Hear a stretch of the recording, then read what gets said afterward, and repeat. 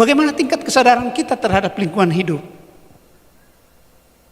Mohon maaf saya bilang, sebagai orang Islam, mungkin saya pertama kali masuk di Jawa Barat agak tersinggung juga ketika pernah juga viral di media sosial dulu itu, bahwa saya tidak tahu katanya kenapa ada orang Islam. Gini nih, mari kita pisahkan dulu antara apa yang dimaksud dengan pendidikan dan apa yang dimaksud dengan pendidikan formal. Artinya, semakin tinggi jenjang pendidikan kita, semakin besar potensi kita jadi koruptor. Pertanyaan yang lebih relevan adalah gimana kita mau maju kalau kita nggak mau mikir gitu. Harusnya kan gitu. Gimana kita mau maju kalau kita jarang baca? Itu. Kalau misalkan gimana kita maju kalau UKT mahal, itu nggak relevan.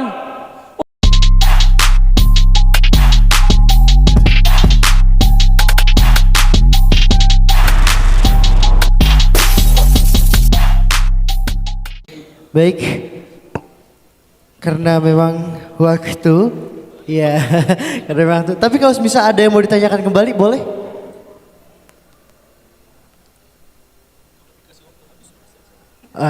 Iya. Tapi gak apa-apa, kita kasih waktu. Kalau misal masih ada yang mau dipertanyakan, silahkan.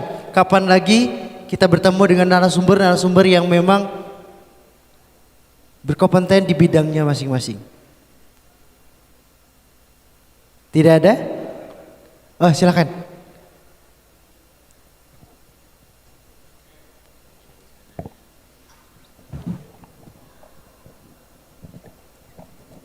Ya, bismillahirrahmanirrahim. Assalamualaikum warahmatullahi wabarakatuh. Sebelumnya saya ucapkan terima kasih kepada Guru Gembul dan juga Pak Asbullah yang sudah hadir dalam kesempatan hari ini, yaitu seminar nasional semua menata negara. Tentu konsep yang sangat menarik dan juga pembahasan yang menarik tadi disampaikan mengenai hak asasi manusia dan beberapa analogi yang disampaikan oleh Guru Gembul mengenai bahwa kita itu generasi Z ataupun siswa dari dulu ketika memang tidak ada guru malah bangga, malah kita bingung mau ngapain. Dan hari ini kita bukan hanya sekedar sebagai siswa ataupun sebagai mahasiswa yang ketika memang gak ada guru ya kita nggak tahu apa yang harus dilakukan, sama halnya seperti itu. Dan kita juga bisa melihat bahwasanya ketika masuk di ranah ruang organisasi tentu ada menjadi pembeda. Karena apa? Kita tidak gabut-gabut seperti itu aja. Karena banyak kajian yang bisa kita bahas, banyak diskusi ngomongin negara, ngomongin sosial dan ngomongin ekonomi yang ada di Indonesia. Tentu tadi juga disampaikan oleh Pak Asbullah, Ekopol ini sangat berkaitan ngomongin siapa yang punya ekonomi lebih tinggi sehingga melakukan hal-hal lobbying. Dan ketika aku melihat konsep demokrasi hari ini adalah hal seperti itu.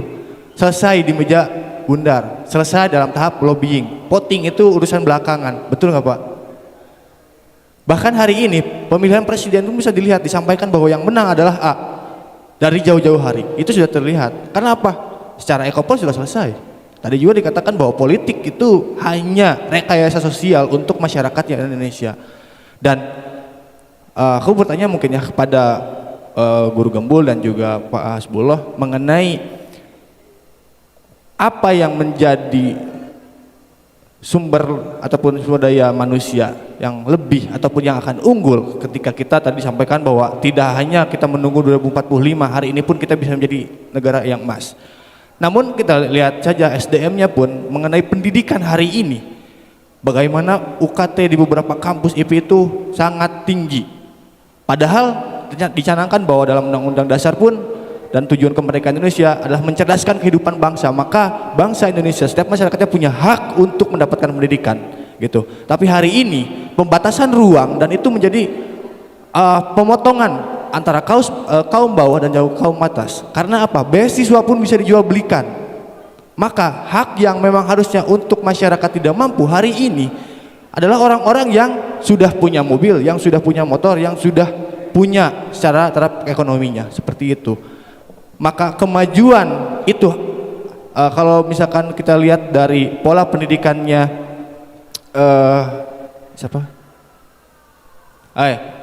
karakter pendidikan ini apakah berpengaruh terhadap masyarakat atau tidak? Mungkin itu yang saya pertanyakan. Karena kembali lagi hak asasi manusia ini kembali lagi mempunyai kalau dalam norma agama itu tuh ada pertentangan dan juga ada kelebihan dan kekurangannya. Mungkin itu yang bisa disampaikan. Terima kasih. Bisa dicerna Pak? intinya gitu. Iya, bahwa pendidikan ini dapat berpengaruh secara karakter ataupun tidak gitu. Terima kasih. Wassalamualaikum warahmatullahi wabarakatuh.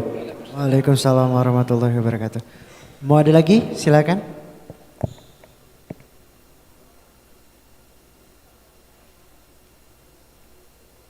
Assalamualaikum warahmatullahi wabarakatuh. Izin, saya Ajib Kurniawan dari anak Ibu Pertiwi. Ini saya sedikit mau mempertanyakan tadi dari Pak Guru Gembul bahwa kalau misalkan pendidikan itu bullying sekarang yang terjadi dari teman-temannya cuma 11% dan tadi Bapak bilang bahwa yang seharusnya disekolahkan itu adalah orang tuanya. Nah, sedangkan yang terjadi di Indonesia sekarang itu bahwa pendidikan itu cuman ada untuk anak TK sampai mungkin berusia 18 tahun ya, kelas 12 itu rata-rata. Nah, dengan umuran segitu kan otomatis belum bisa jadi orang tua. Kira-kira solusi apa nih Pak untuk pendidikan bagi orang tuanya agar bisa ngedidik ke anak nantinya? Atau apakah nanti bakal dibalik? Karena kalau misalkan yang sekolah itu orang tuanya, lantas buat apa dong harus ada instansi pendidikan untuk anak gitu. Mungkin nanti bakal nyambung sama yang ditanyain Pres. Dan kalaupun ini nanti solusi dari contoh atau solusi dari Pak Guru Gembul, nanti saya mohon dari Pak Hasbullah, apakah hal ini bakalan bisa terrealisasikan oleh instansi kepemerintahan atau gimana, apakah enggak gitu. Mungkin segitu sih pertanyaan dari saya. Assalamualaikum warahmatullahi wabarakatuh. Waalaikumsalam warahmatullahi wabarakatuh. Ya, ada dua penanya. Yang pertama itu terkait apakah pendidikan hari ini yang terjadi hari ini akan merubah ataupun akan mempengaruhi dari sistem pendidikan itu sendiri ataupun yang lain atau karakter tadi. Kemudian yang kedua, atau pendidikan seperti apa yang harusnya kita berikan kepada orang tua ataupun yang harusnya dipersiapkan orang tua sebelum nantinya menginjak masa-masa menjadi seorang ibu. Mungkin seperti itu, Ibu. Boleh dijawab? Boleh Pak? Baik, karena pertanyaan tadi itu cukup meluas, saya mungkin mengambil ininya ke budaya hukum. Apakah pendidikan kita itu bisa berdampak ke budaya hukum? Ya, supaya saya lebih fokus di situ gitu Pak ya. Bahwa budaya hukum itu kan harus dimulai dari lingkup keluarga terkecil. Ya, kan kira-kira gitu. Di keluarga kita itu ada hukum yang tertulis, ada yang tidak tertulis. Ya, kan? Dan itulah yang menerjemah menjadi hukum positif dan hukum adat, kan kira-kira gitu ya. Artinya di rumah itu kan ada hukum-hukum, mungkin kebiasaan-kebiasaan dan sebagainya. Lalu ada juga hukum-hukum yang bisa diterima menjadi hukum positif. Ketika di rumah itu sudah kita terbiasa menaati hukum, kita sudah, kalau Islam ketika waktu sholat kita sudah konsisten bisa melaksanakan sholat, kan kira-kira gitu, bangun subuh dan sebagainya. Terus tentang kebersihan sudah menjadi bagian adab dari kebiasaan itu, maka itu kan menjadi budaya. Ya. Artinya kebiasaan-kebiasaan yang tumbuh di rumah menjadi kelasiman sehari-hari, lama-lama menjadi budaya, kan kira-kira gitu. Lalu bagaimana dengan pendidikan kita hari ini? Nah, ini yang saya biasa teman-teman kritisi, bahwa saya biasa mengatakan bahwa ternyata kesadaran hukum kita itu tidak berkorelasi positif dengan tingkat pendidikan. Ya. Itu saya biasa bikin hipotesis gitu. Karena ternyata apa? Ternyata orang-orang yang melanggar hukum itu adalah orang-orang yang berpendidikan. Ya kan? Hari ini orang yang terjadi korupsi, terjadi apapun itu orang-orang hebat, ya kan? Dari sisi akademiknya sudah jelas, dari kemampuan ekonominya sudah di atas rata-rata pendapatannya, dari sisi jabatannya sudah luar biasa punya jabatan, mulai dari bupati, gubernur, menteri, kan kira-kira gitu. Nah, sehingga kadang saya berpikir, kenapa masyarakat kita ini kesadaran hukumnya tidak berpengaruh dari sisi pendidikan. Karena yang ternyata yang korupsi adalah orang-orang yang berpendidikan, kan kira-kira gitu. Yang lebih gampang hari ini kita keluar sebentar di motor di sini lihat. Kalau waktu sekolah, anak-anak sekolah kita hari ini kan naik motor tidak pakai lagi helm. Dia belum saatnya pakai motor, tapi kita lihat hari ini berseliweran kan. Mungkin sebagian anak mahasiswa kita hari ini pakai motor tanpa SIM. Tapi itu kalau mahasiswa saya itu sudah 17 tahun. Dia sudah punya hak tentang itu. Tapi coba lihat anak-anak SMP kita di kota Bandung, SMA, semua difasilitasi tentang kendaraan bermotor kan. Dan itu realitas yang kita hari ini. Nah, itu baru satu sisi.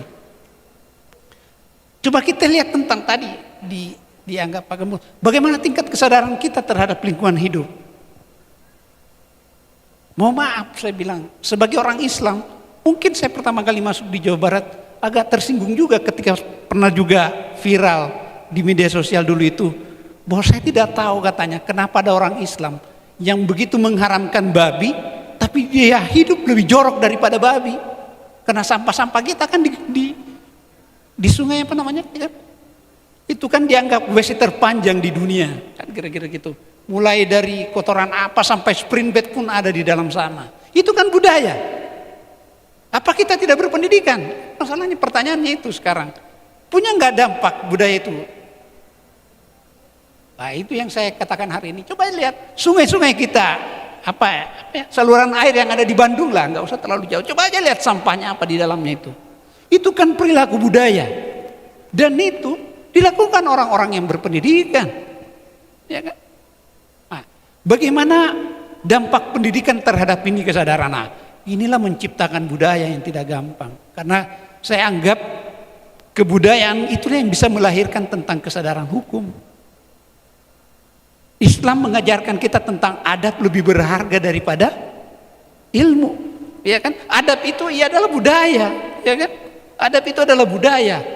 Nah, itu yang mungkin hari ini kita terlena saya. Itu yang mungkin kita hari ini terlena. Ternyata pendidikan kita itu tidak nyambung dengan dunia realitas. Hari ini kita bicara tentang aturan, tapi coba Anda keluar hari ini sebentar lihat di depan. Betapa banyak orang yang tidak menggunakan helm. Betapa banyak anak-anak sekolah kita sudah hal biasa memakai motor tanpa helm dan dia belum cukup 17 tahun. Dan itu dipertontonkan menjadi budaya. Ya kan? Sehingga kita menganggap pelanggaran hukum itu hal biasa aja. Setiap hari kita dipertontonkan orang korupsi, orang dengan tenteng bisa ketawa-ketawa tentang korupsi. Bukan sesuatu aib yang korupsi itu hari ini kan bisa ketawa-ketawa, masuk di televisi dan sebagainya. Coba budaya kalau orang korupsi itu dihukum oleh masyarakat secara sosial bahwa dia tereliminasi dari masyarakat. Kira-kira mau nggak orang? Nah itu yang hari ini menjadi pertanyaan. Sehingga mohon maaf, ternyata dampak pendidikan kita itu hari ini tidak berdampak. Ya. Dan kita mungkin tidak bisa menyalahkan kaum pendidik bahwa loh, saya kan sudah serahkan anak saya ke sekolah, ke kampus. Harusnya para guru dan dosen lah yang bertanggung jawab. Gimana mungkin? Tidak mungkin dong. Bahwa kesadaran hukum itu harus dimulai dari rumah tangga Anda. Kampus dunia pendidikan itu hanya berapa persen dari waktu itu. Ini juga kesalahan kita. Nah, sehingga saya biasa mengatakan, mau tidak mau perlu kolaborasi dari berbagai sistem untuk mendorong tentang nilai ini. Mana nilai yang kita mau anggap itu luar biasa untuk kita perjuangkan? Nilai kejujuran, nilai integritas, nilai apa? Itulah yang menjadi simbol perjuangan, kira-kira gitulah. Itulah yang orang akan tuju ke sana semua. Bahwa orang jujur, bahwa orang yang punya integritas, bahwa orang-orang yang bermoral, itulah yang mendapat tempat terhormat di masyarakat. Kalau ada pertemuan dia duduk di depan, ya kan? Kalau ada sesuatu jamuan dia dihormati, dipersilahkan. Yang hari ini bukan itu yang punya jabatan kan? Itu yang kira-kira bisa nggak nilai itu kita rubah? Dan untuk merubah itu dari pendidikan itu jauh lebih real karena mereka punya desain, waktu dan lingkungan yang lebih efektif. Tapi tidak seluruhnya di dunia pendidikan. Kita harus mulai di lingkup keluarga terkecil. Karena dunia pendidikan cuma berapa persen. Cuma kalau kita bicara dampak tidak bisa karena pendidikan hari ini hanya bagian terkecil dari proses pembudayaan tentang adab. Sehingga itu. Lalu tadi pertanyaan yang terakhir, apakah itu berhasil atau tidak? Mari kita mengukur diri kita masing-masing. Itu aja pertanyaannya hari ini. Mau nggak kita membiarkan bangsa ini seperti ini terus? Kan itu pertanyaannya. Mau nggak kita sama-sama meruntuhkan budaya, dan selama ini semua kita mampu-mampu saja hari ini. Tentang orang melanggar hukum, tentang orang apa, sudah hal biasa kan. Orang minta-minta di jalan, sudah hal biasa hari ini. Coba itu kalau itu menjadi aib, bahwa orang minta-minta di jalan itu adalah sesuatu aib yang harus ini. Seperti ketika orang Jepang, bahwa ketika mereka membersihkan, nah budaya itu kan budaya. Mereka walaupun dikalahkan, dia tetap membersihkan sampah, ya kan?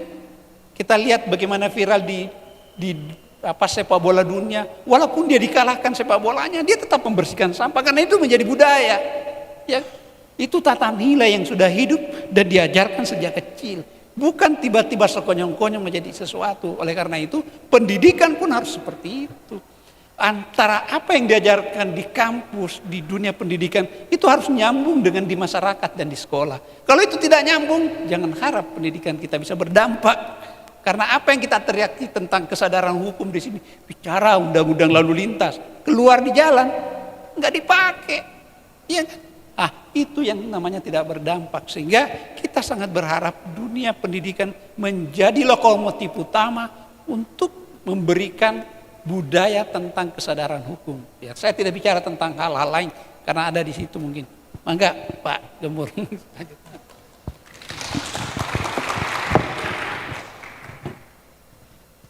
Radikal deh Pak, tetap radikal. Saya coba untuk menyatukan dua pertanyaan itu dalam satu. Ya, tadi itu adalah terkait dengan pendidikan itu berdampak nggak sih gitu ya? Pendidikan itu berdampak nggak? Terus kenapa orang tuanya yang nggak dididik? Kenapa? Kan kita nggak seperti itu. Jadi nih, mari kita pisahkan dulu antara apa yang dimaksud dengan pendidikan dan apa yang dimaksud dengan pendidikan formal, sekolah, universitas dan sebagainya. Berpendidikan itu wajib, sekolah itu nggak wajib. Bahkan ketika negara mewajibkan pun sebenarnya sekolah itu nggak wajib. Karena yang paling penting itu adalah pendidikan. Di Papua sana ada anak-anak SD yang untuk sampai ke sekolahnya dia harus melakukan perjalanan jalan kaki 2 jam. Melewati 2 kali sungai penuh dengan buaya. Kepleset sedikit, berantem sama buaya. Dan kadang-kadang mereka berantem sama buaya. Dan seringnya menang. Karena kalau kalah hilang. Nah, ketika mereka di sekolah, mereka ngedengerin guru ngomong bla bla bla bla bla. Tapi fakta yang sebenarnya adalah bahwa mereka terdidik sejak mereka sebelum datang ke sekolah. Melakukan perjalanan ke sekolah, menghindari buaya, berantem dengan buaya, itu adalah ilmu yang tidak diajarkan di sekolah, tapi jauh lebih relevan daripada mereka mendengarkan guru ngomong. Karena cara berantem atau cara menghindari buaya itu berdampak besar terkait dengan kehidupan mereka. Mereka bisa sekolah tuh gara-gara mereka bisa menghindari buaya. Bukan mereka sekolah kemudian mereka bisa menghindari buaya, bukan. Mereka bisa sekolah gara-gara mereka bisa menghindari buaya. Artinya apa? Pendidikan itu dimulai sejak mereka berangkat dari sekolah. Jadi jangan satukan apa itu pendidikan formal dengan pendidikan. Kalau misalkan berbicara tentang pendidikan formal, tadi Bapak benar, kalau misalkan kita sebut data statistiknya, 86% koruptor di Indonesia lulusan perguruan tinggi. Artinya, semakin tinggi jenjang pendidikan kita, semakin besar potensi kita jadi koruptor. Jadi akang-akang yang ada di sini, kemungkinan untuk korupsinya lebih besar daripada tukang gorengan di pinggir jalan. Nah, ini calon-calon koruptor jangan-jangan. Jangan-jangan, saya mah tidak mendoakan tidak apa, cuman jangan-jangan begitu. Karena data statistiknya menyebutkan demikian, bukan berarti demikian, tapi data statistik menyebutkan demikian. Semakin tinggi jenjang pendidikan yang kita ampu, semakin besar potensi kita untuk korupsi. Nah, jadi sekali lagi pisahkan antara pendidikan dengan pendidikan formal. Jadi, apakah pendidikan berdampak? Berdampak. Apakah pendidikan formal berdampak? Nah, itu perlu dipertanyakan. Harus ada riset dan di Indonesia tidak ada riset terkait dengan hal itu. Nah, terkait misalkan apakah berdampak atau tidak pendidikan formal di Indonesia? Tidak. Nah, kita butuh riset, tapi mari kita main dengan rasio dulu sebelum kita masuk ke logika. Jadi gini, saya punya murid, dia nilai ekonominya selalu 9 dari SMP sampai SMA dan kemudian dia masuk jurusan ekonomi. Tetapi sekarang dia fakir miskin. Artinya apa? pendidikan ekonomi itu tidak berpengaruh, tidak berdampak bagi dirinya. Dia bahkan tidak memiliki kemandirian finansial. Bagaimana ceritanya dia bisa ranking 1 dan selalu dapat nilai sempurna untuk pelajaran ekonomi? Kan gak nyambung. Pernah nggak nemu orang yang dapat nilai ekonomi selalu tinggi, masuk jurusan ekonomi, tetapi dia tidak tajir, tidak mandiri secara finansial? Pernah nggak nemu orang seperti itu? Banyak. Kenapa? Karena pendidikan ilmu ekonomi formal di Indonesia tidak berdampak. Coba contoh yang lain. Pernah nggak waktu sekolah masuk jurusan IPS, yang ranking 1 jurusan IPS ternyata tidak bisa bersosialisasi dengan teman? Kan ilmu pengetahuan sosial, tapi bersosialisasi dia gagal. Pernah nggak nemu seperti itu? Artinya tidak relevan pendidikan kita itu. Kenapa tidak relevan? Cek masuk lagi ke poin-poin yang lebih dasar lagi. Kita belajar ilmu biologi, ya kan? Belajar ilmu biologi. Yang diajarkan apa? Pembuluh kapiler ada di mana? Coba, ada yang bisa jawab nggak? Tulang sanggurdi ada di mana? Sistem peredaran darah katak seperti apa? Faedah nggak sih sistem peredaran darah katak untuk kita? Bahkan orang yang pada akhirnya masuk jadi dokter hewan pun, dia tidak akan relevan ketika dia harus belajar sistem peredaran darah katak. Tapi itulah yang diajarkan kepada anak-anak kita. Sedangkan Indonesia adalah negara pemilik orang yang punya diabetes terbesar keempat di dunia. Diajarin nggak waktu belajar biologi itu diabetes? Enggak. Jadi sesuatu yang penting dan relevan buat kehidupan kita tidak dibahas. Sedangkan sesuatu yang sama sekali anfaedah dipelajari oleh kita. Akhirnya apa? Masa depan kita nggak nyambung sama realitasnya. Coba misalkan sekarang anak-anak teknik mesin SMK itu belajar mobil listrik nggak? Cuman sedikit. Sisanya belajar bensin. Kenapa? Ya nggak relevan buat masa depan. Makanya apa? Penyumbang pengangguran terbesar di Indonesia adalah lulusan SMK. Kan SMK itu untuk masuk dunia kerja kan? Itu relevansinya di mana? Tapi penyumbang pengangguran terbesar adalah lulusan SMK. Sebagian besar orang akademisi-akademisi di Indonesia, dari sekitar 7.000 profesor di Indonesia, sekitar 80%-nya adalah profesor jurusan agama. Korupsinya terbesar. Nyambung nggak? Nggak relevan. Jadi lihat pendidikannya, lihat outputnya, nggak ada yang relevan.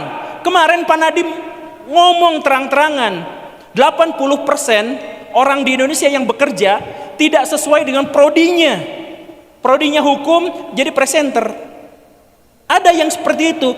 Artinya apa? Artinya pendidikan kita tuh gak relevan. Saya tidak mengkritik yang ada di sini. Ya ini mau untuk Indonesia secara umum. Cuman maksud saya adalah pendidikan kita itu kebanyakan tidak relevan karena terlalu protokoler. Dan karena itu maka fokus pada pendidikan formal itu adalah salah satu jenjang alternatif yang harus kita lalui. Dan karena itu, satu, jangan dulu pertanyakan soal pendidikan relevan atau tidak. Karena yang harus dipertanyakan adalah pendidikan kita yang di formal itu relevan atau tidak. Yang keduanya, soal UKT tadi kan, gimana mau sukses, gimana masa depan gini kalau misalkan UKT saja mahal? Ya itu karena masuk ke dalam jenjang pendidikan formal. Di mana jenjang pendidikan itu ada biayanya, ada apa-apanya. Dan itu sebenarnya tidak berdampak besar terhadap pendidikan itu sendiri. Saya ngobrol sama Pak Rocky Gerung. Dia kan S1. Tapi dia berani berdebat dengan para profesor. Padahal dia S1, artinya apa? Tidak ada relevansi di situ. Bukan berarti mengkerdilkan orang-orang yang bergelar profesor. Cuman maksudnya ada potensi orang-orang yang S1 itu bisa mengimbangi profesor. Bisa, karena apa? Pendidikan dengan pendidikan formal itu adalah dua hal yang berbeda. Sampai sekarang saya masih ngebimbing orang-orang untuk menulis disertasi. Saya guru honor S1, IPK jelek. Tapi sampai sekarang saya ngebimbing disertasi. Artinya apa? Sekali lagi bukan merendahkan orang yang gelarnya profesor atau doktor atau insinyur atau apa segala rupa. Bukan. Tapi kalau misalkan akan secara hakikat bertanya, gimana kita mau maju kalau UKT-nya mahal? Bukan, pertanyaannya bukan gitu. Pertanyaan yang lebih relevan adalah gimana kita mau maju kalau kita nggak mau mikir gitu. Harusnya kan gitu. Gimana kita mau maju kalau kita jarang baca? Itu. Kalau misalkan gimana kita maju kalau UKT mahal, itu nggak relevan. UKT mau segede setinggi apapun, ya udah saya tinggal DO dari kuliah, saya nggak akan kuliah udah. Karena pinter tidaknya, berpengaruh atau tidaknya, berdampak atau tidaknya, bermanfaat atau tidaknya, saya tidak terpengaruh oleh UKT. Karena itu berpengaruh pada diri saya sendiri. Kalau saya rajin baca, saya bikin riset, saya jadi aktivis, saya menolong manusia, saya bermanfaat untuk manusia, saya menyampaikan ide-ide saya terus-terusan menggali ilmu pengetahuan dan teknologi, dan itu tidak saya butuhkan dari universitas, maka saya bisa maju dengan atau tanpa pendidikan formal. Gitu kan? Jadi yang tadi, yang misalkan kan nanti mental anak-anak kita nanti kalau orang tuanya mau sekolah mau enggak tuh enggak terlalu penting. Sekolah yang paling penting itu adalah sekolah pendidikan tadi itu. Sekolah orang-orang Yunani artinya apa? Sekolah itu artinya waktu luang, waktu ngegabut. Jadi sekolah yang sesungguhnya adalah ketika kita ngegabut, kita dapat ilmu apa gitu. Itu sekolah secara etimologisnya tuh seperti itu. Jadi gini Kang, Akang bolehlah demo habis-habisan soal UKT. Karena yang berantem kan Akang sama rektorat. Silahkan demo habis-habisan, silahkan itu. Tapi poin pertamanya adalah, seandainya Akang sekarang DO, bisa nggak Akang jadi penegak hukum besar di Indonesia nanti? Kan itu masalahnya. Jadi universitas itu adalah sebuah sarana yang kita tempuh untuk mencapai tujuan kita. Sarana. Jadi kalau kita tidak memiliki sarana itu, kita memiliki sarana yang lain. Yang paling pentingnya adalah mental untuk belajar. Jadi boleh demo UKT berapa boleh saja, tapi coba yang lebih esensial adalah tanya kepada diri kita sendiri, sebulan kita habis baca berapa buku, sebulan kita berapa kali nolong orang dengan prodi yang kita punya, sebulan berapa banyak riset-riset ilmiah dan akademik yang kita telusur. Dan itu semuanya bisa dilakukan dengan atau tanpa kita kuliah, itu bisa kita lakukan dengan IPK 3,9 atau DO sekalipun. Terima kasih.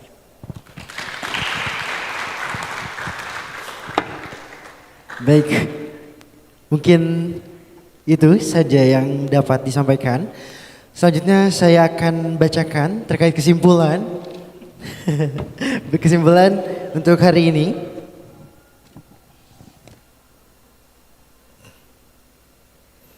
Jadi yang pertama, bahwa terkait arah pembaruan dari hukum dan regulasi menuju cita-cita Indonesia Emas 2045 melibatkan beberapa elemen penting. Yang pertama, prioritas hak asasi manusia. Yang kedua, pemerintah harus menjadikan hak kemanusiaan sebagai acuan utama dalam segala kebijakan dan tindakan untuk memastikan kemajuan yang inklusif dan berkeadilan. Dan mengutamakan hak asasi manusia, pemerintah dapat menciptakan lingkungan yang kondusif bagi pembangunan manusia dan sosial. Yang kedua, mengatasi stagnasi demokrasi. Penting untuk mengatasi stagnasi dalam proses demokrasi guna mendorong perbaikan yang signifikan dan mewujudkan demokrasi yang substansial. Demokrasi yang substansial tidak hanya sekedar prosedural, tetapi juga harus memberikan ruang bagi partisipasi masyarakat yang lebih luas dan bermakna, yang pada gilirannya dapat mendorong pertumbuhan ekonomi yang berkelanjutan dan inklusif di Indonesia. Yang ketiga, strategi pencegahan dan pemberantasan korupsi. Implementasi mekanisme yang efektif untuk mencegah dan pemberantasan korupsi adalah kunci untuk menyongsong Indonesia Emas 2045. Hal ini melibatkan penguatan institusi anti korupsi, transparansi dalam pemerintah, serta penegakan hukum yang tegas dengan menurunkan tingkat korupsi Indonesia dan menciptakan iklim investasi yang lebih baik dan meningkatkan kepercayaan publik terhadap pemerintah. Kemudian yang kedua, untuk mencapai cita-cita Indonesia 2045 diperlukan pembaharuan hukum dan regulasi yang melibatkan beberapa aspek utama hak kemanusiaan yang harus dijadikan acuan utama dalam setiap kebijakan dan tindakan pemerintah, memastikan kemajuan yang inklusif dan berkeadilan. Selain itu, perlu upaya yang mengatasi stagnasi demokrasi guna mendorong perbaikan yang lebih luas dan bermakna bagi masyarakat Indonesia. Mungkin itu saja yang bisa kami sampaikan. Mohon izin terlebih dahulu kepada panitia untuk memberikan sertifikat dan plakat Dipersilahkan.